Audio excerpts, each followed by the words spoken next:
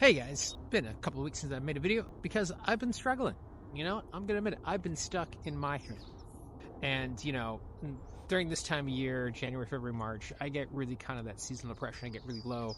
And so the other night at our midweek men's circle, I was talking about it, and I got some great advice. And I want to share tips for you when you're feeling low or you're stuck in your head, right? Because we always get stuck in our head, especially with ADHD. We get constantly stuck in our head. And one of the best pieces of advice, I've heard this often when it was mentioned at the meeting on Wednesday, was getting out of your head and into your body. But what does that really mean? What are we talking about here? So when you're feeling kind of low and depressed and everything else, and you're stuck with the ruminatory thoughts, just kind of going in on your head, and it's just kind of bringing you down. It's hard to get out of bed, hard to do anything. It's like, all right, what are the little actions can we take to help kind of alleviate this? How to get ourselves out of our head and into our body. So I'm going to give you a few suggestions and things that I do that help me get out of my head. So one of the things, right off the bat, go outside and take a walk.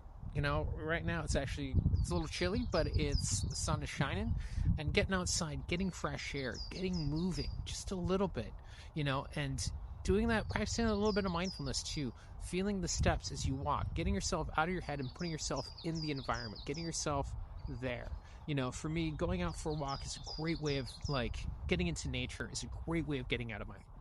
Another thing that I do to help get me out of my head, I do journaling, but I don't do the traditional journaling because I struggle with writing. So what I like to do is I will open up a voice note or something with a dictation app, and I will just shout out all my thoughts into the voice note. You can write them down, you can make a video, but it's really important to make sure that you have the transcript if you're doing it audio, so you can go through and look. Because I have a hard time rewatching the videos, but it's easier just to kind of scan and read through of all right, here are the things that are really, really bothering me, because they'll come up again and again and again. When you do this as a daily practice of where I just do 5-minute rant into the phone, that helps clear everything out, right? Because the idea is, all right, we need to get everything out of the head so we can get ourselves present, get ourselves back into the moment. So that's another strategy that helps me. And especially for those who don't like writing too, like I said, using a voice note with dictation app.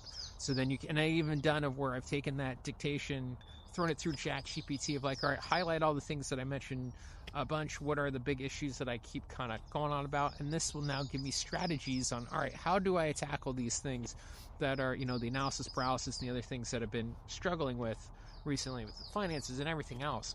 So it's been a really kind of game changer as well.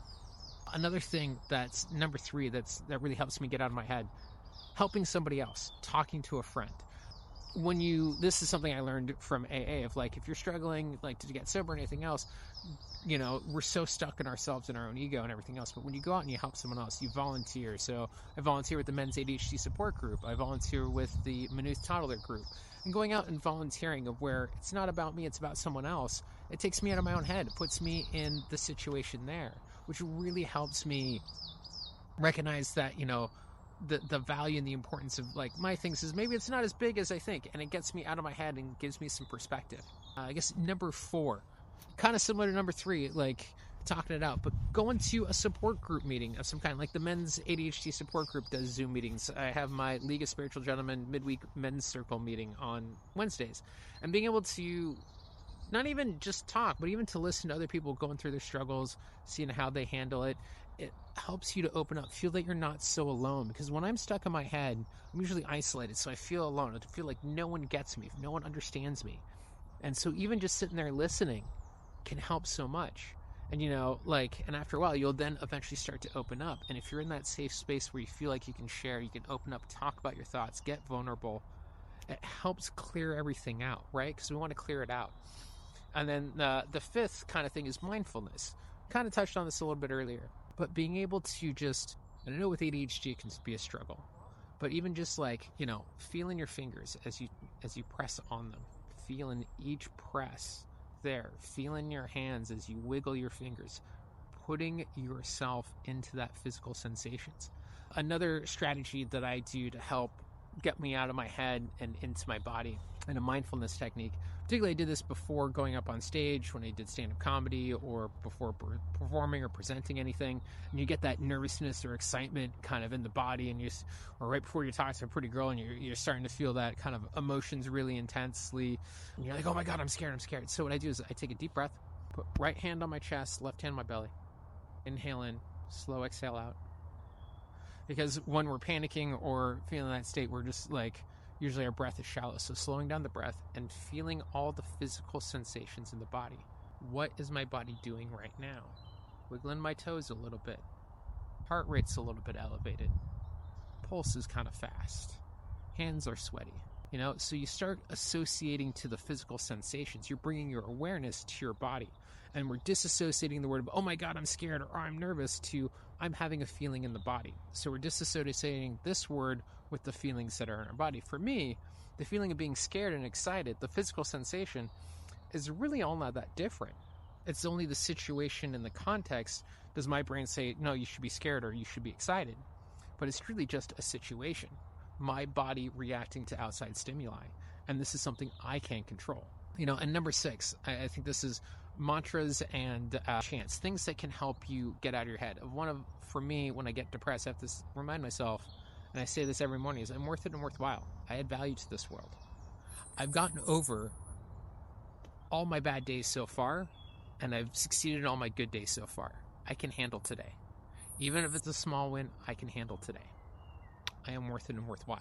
And saying that over and over again helps re-cement this thing that I'm going to be okay, that, I'm not going to be stuck in this situation forever. And yeah, I'm in a struggling situation right now. It's not been easy the last couple of years, but I also try to make sure, kind of going into kind of almost number 7, another thing, finding something to looking forward ahead to pull yourself out, right? Because no one can pull you out of your depression or stuck in your head. You are the best person to do that. So for me, I'm getting married in a few months. So I'm putting all that kind of all right, let's get to the wedding. All right, let's just get up today. All right, the goal is to get to the wedding, get married, move forward, right? I'm not looking beyond that. I'm looking, all right, let's just get to that next stage. So I just make these small little kind of waypoints or little goals along the way of all right, this is my light at the end of the tunnel. Because when you're stuck in your head or you're in seasonal depression or depression, it can feel like you're in a dark room with no light. Or it's just way off in the corner. So focusing on that one little light, the positives in your life, which leads to gratitude. Part of my daily ranting journaling that I was mentioning earlier, I like to write out some of my gratitudes for the day, and what things I'm grateful for. My partner comes up a lot. My support network comes up a lot. My own self of all right, hey, you didn't get a lot done, but you got 2 things done today. Be grateful for that. Finding gratitude in the small things. Yeah, so that's kind of all I got. If you are interested to know more about the Men's ADHD support group or to come to one of the League of Spiritual Gentlemen's midweek men's circle meetings, let me know in the comments. I'll try to leave the links there.